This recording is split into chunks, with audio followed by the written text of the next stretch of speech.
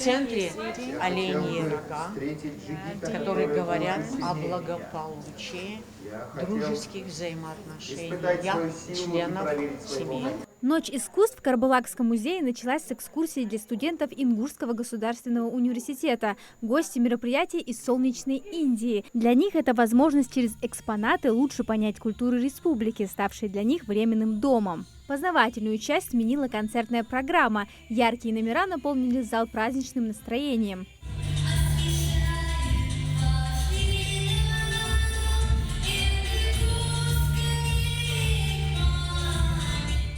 С импровизированной сцены звучат как народные композиции, так и индийские мотивы, показывая, как творчество стирает границы между эпохами и жанрами.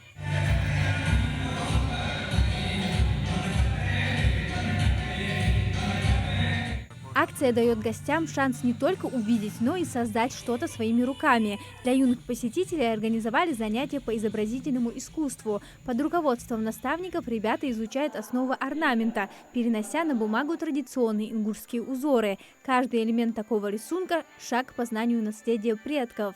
Сегодня мы работаем в направлении барельеф, живописный барельеф. Тем временем на другом конце зала у всех желающих есть возможность освоить технику рисования с пастелью. С помощью мягких мелков дети создают свои первые работы.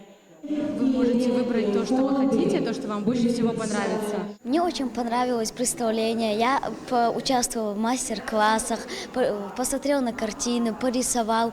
Мне очень понравилось, как поучаствовали там индусы. Я сам тоже участвовал и играл я по горным дорогам. Именно в этом и заключается главная задача Ночи искусств – показать, что музей – это живое пространство для диалога, а творчество выступает универсальным языком, который доступен и понятен каждому, вне зависимости от национальности и возраста. Цель нашего мероприятия – побольше привлечь детей к этому мероприятию, чтобы они могли поближе познакомиться с творчеством наших и мастерами, и с художниками, и также с индусами, которые показали свои национальные танцы и рассказывают о своем творчестве. Всероссийская акция «Ночь искусств» подходит к концу, но мир прекрасного не знает временных рамок. Музей Ингушетии всегда рады гостям, готовым открыть для себя сокровища культуры, найти вдохновение и новых друзей. Амина Зязикова, Сулейман Костоев, Магаз 24.